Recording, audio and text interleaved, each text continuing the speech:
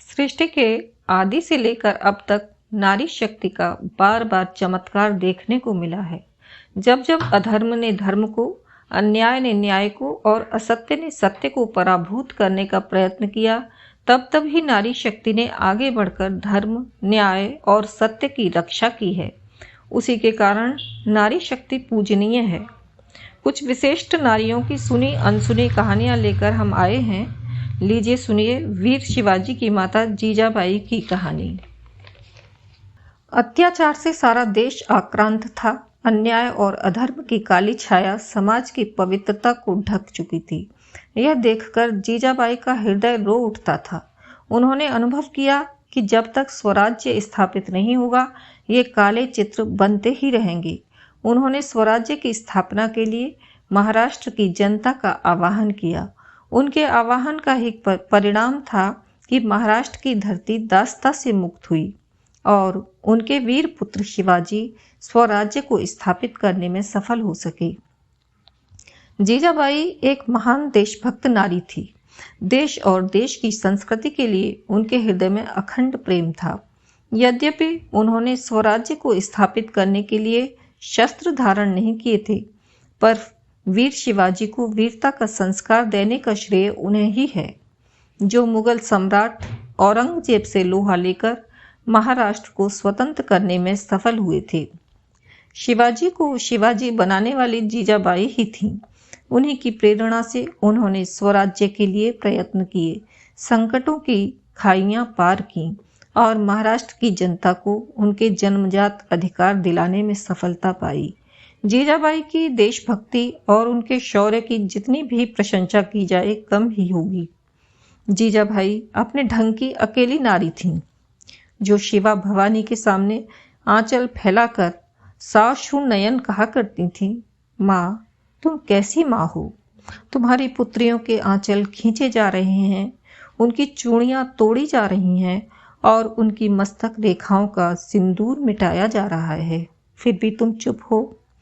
माँ तुम्हारा वह पराक्रम कहाँ गया जिससे तुमने महिषासुर का वध किया था और जिससे तुमने कालिका रूप धारण करके दैत्यों का संहार किया था।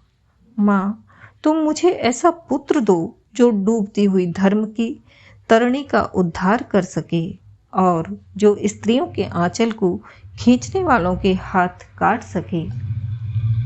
कहा जाता है कि जीजाबाई की सकरुण पुकार पर द्रवित होकर शिवा भवानी प्रकट हो उठी और उन्होंने उनकी इच्छा के अनुसार ही वर प्रदान किया था।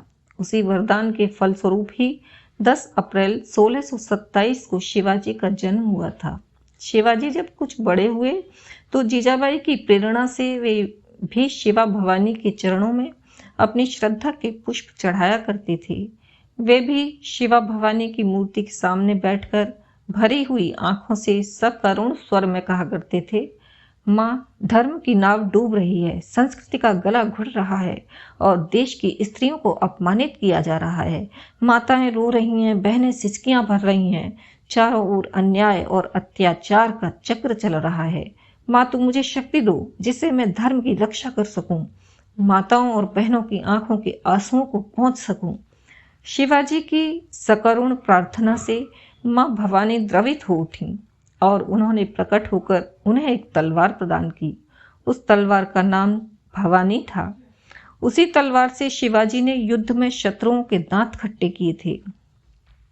शिवाजी ने भवानी के आशीर्वाद और जीजाबाई की प्रेरणा से अफजल के सामने जाकर उसका वध किया था। शाइस्ता खां की उंगलियां काटी थीं और औरंगजेब के फंदों को काटकर आगरा के दुर्ग से बाहर निकलने में सफलता प्राप्त की थी। जीजाबाई की प्रेरणा से ही शिवाजी ने सिंहगढ़ के दुर्ग पर आक्रमण कर उस पर विजय प्राप्त की थी। सिंहगढ़ का दुर्ग बड़ा अभेद्य समझा जाता था। उसकी रक्षा के लिए मुगलों की बहुत बड़ी सेना रखी गई थी। उसके ऊपर मुगलों का झंडा सदा फहराया करता था। जीजाबाई जब भी उस झंडे की ओर देखती थीं, उनके कलेजे में हूक सी उत्पन्न हो उठती थी। एक दिन उन्होंने शिवाजी से कहा, शिवा यदि तुमने सिंहगढ़ के ऊपर फहराते हुए विदेशी झंडे को उतारकर फेंक नहीं दिया तो कुछ नहीं भी किया। मैं तुम्हें उसी समय अपना पुत्र समझूंगी जब तुम सिंहगढ़ पर आक्रमण करके विदेशी झंडे को उसके ऊपर से उतार दोगे। शिवाजी ने नम्रता पूर्वक उत्तर दिया, मातरे, सिंहगढ़ का दुर्ग बड़ा अभेद्य है। मुगलों की बहुत बड़ी सेना उसकी रक्षा करती है। उस पर विजय प्राप्त करना लोहे के चने चबाने जैसा है। जीजाबाई आवेश में आ गईं। उनके नेत्र लाल हो उठे, उनके अधर फड़कने लगे। उन्होंने कुछ क्रोध भरे स्वर में कहा, धिक्कार है तुम्हें। अपने आप को शिवा भवानी का पुत्र कहना छोड़ देना चाहिए। तुम चूड़ियां पहनकर घर में बैठो। मैं स्वयं फौज के साथ सिंहगढ़ के दुर्ग पर आक्रमण करूंगी और विदेशी झंडे को उसके ऊपर से उतार कर फेंक दूंगी। शिवाजी लज्जित हो उठे। उन्होंने जीजाबाई के चरणों में गिरकर कहा, क्षमा करो मातरे, मैं तुम्हारी इच्छा अवश्य पूर्ण करूंगा। और शिवाजी ने उसी समय तानाजी को बुलवाकर कहा, तानाजी, फौज लेकर सिंहगढ़ पर आक्रमण कीजिए, चाहे जैसे भी हो, सिंहगढ़ पर अधिकार होना ही चाहिए। तानाजी ने शिवाजी की आज्ञा का पालन किया। उन्होंने बड़ी वीरता के साथ युद्ध करके सिंहगढ़ पर अधिकार तो कर लिया, पर वे स्वयं न रहे। शिवाजी ने जब सिंहगढ़ विजय और उसके साथ ही साथ तानाजी की मृत्यु की खबर सुनी तो उनकी आंखें सजल हो उठीं। उनके मुख से अपने आप ही निकल पड़ा, गढ़ तो आया पर सिंह चला गया। जौहर सिद्दी ने शिवाजी को पन्हालगढ़ के दुर्ग के भीतर चारों ओर से घेर लिया था। दुर्ग के भीतर थोड़े से ही सैनिक थे। शिवाजी का बाहर निकलना कठिन हो गया था। जीजाबाई ने प्रधान सेनापति नेताजी को बुलाकर कहा, फौज लेकर जौहर सिद्दी की सेना पर आक्रमण करो और दुर्ग से बाहर निकलने के लिए शिवाजी का रास्ता साफ करो। नेताजी ने विनय के साथ उत्तर दिया, राजमाता, जौहर सिद्दी की सेना में अधिक सैनिक हैं। हम अपने थोड़े से सैनिकों के द्वारा उस पर विजय प्राप्त नहीं कर सकेंगे। जीजाबाई बड़ी क्रुद्ध हो उठीं। उन्होंने नेताजी को फटकारते हुए क्रोध भरे स्वर में कहा, धिक्कार है तुम्हें। शिवाजी दुर्ग में बंद है और तुम हार जीत पर विचार कर रहे हो। तुम कायर हो। तुम घर में ही बैठो। मैं स्वयं फौज लेकर जौहर की सेना पर आक्रमण करूंगी। नेताजी का मस्तक झुक गया। उन्होंने सिद्दी की सेना पर आक्रमण करके शिवाजी के लिए रास्ता बनाया। जीजाबाई की प्रेरणा से ही शिवाजी अपना स्वतंत्र राज्य स्थापित करने में सफल हुए थे।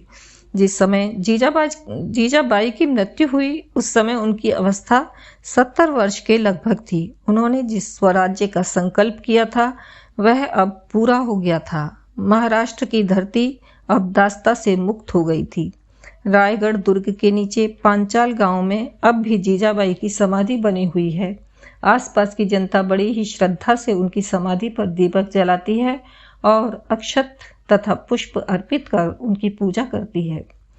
जीजाबाई का जन्म सन 1603 में सिंधखेड़ के राजा लखू जी के घर में हुआ था। वे थे तो बहुत बड़े जमींदार, पर उन्हें अहमदनगर के सुल्तान की ओर से राजा की उपाधि प्राप्त थी। सुल्तान के दरबार में उनका बड़ा ही आदर सम्मान था।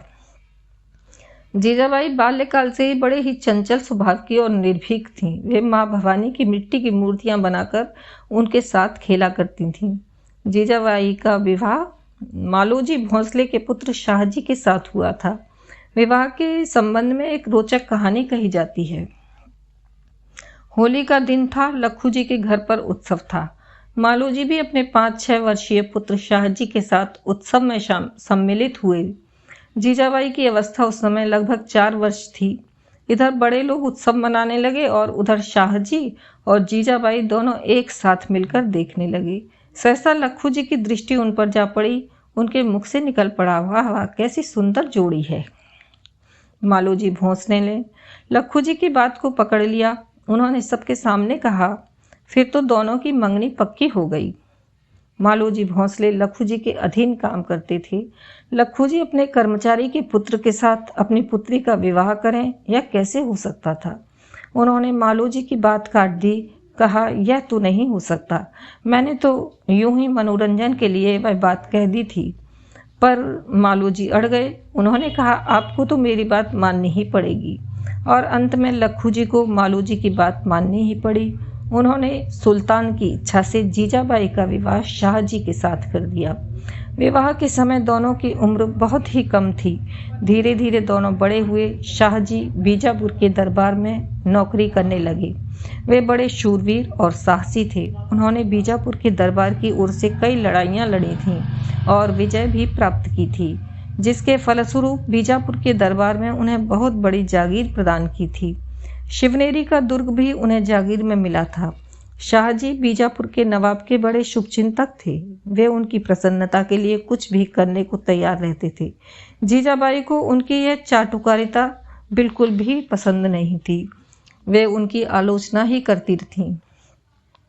अतः शाहजी उन्हें अपने से अलग शिवनेरी के दुर्ग में रखते थे। उनकी देखरेख दादा कौण देव जी किया करते थे। शिवनेरी के दुर्ग में सन 1627 में शिवाजी का जन्म हुआ। उनके जन्मोत्सव में शाहजी सम्मिलित नहीं हुए थे। उन्होंने अपना दूसरा विवाह भी कर लिया था।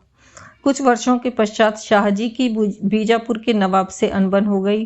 वे अहमदनगर के सुल्तान के दरबार में चले गए। बीजापुर के नवाब ने अपनी सारी जागीर छीन ली। शिवनेरी के दुर्ग पर भी नवाब का ही अधिकार हो गया। जीजाबाई शिवाजी को लेकर पूना चली गईं। दादा कौण देव जी भी उनके साथ थे। दोनों ने बड़े प्यार से शिवाजी का पालन पोषण किया और उन्हें योग्य तथा सर्व प्रकार से समर्थ बनाया। उनके भीतर धर्म और देश के प्रति प्रेम पैदा किया। वे जब 17-18 वर्ष के हुए तो अपनी सेना बनाकर छापे मारने लगे थे। बीजापुर के दुर्गों पर अपना अधिकार भी जमाने लगे। शिवाजी को आगे बढ़ने में बड़े बड़े संकट उठाने पड़े, बड़ी बड़ी गहरी खाइयां पार करनी पड़ी, पर वे कभी भी नहीं थके, कभी हारे भी नहीं।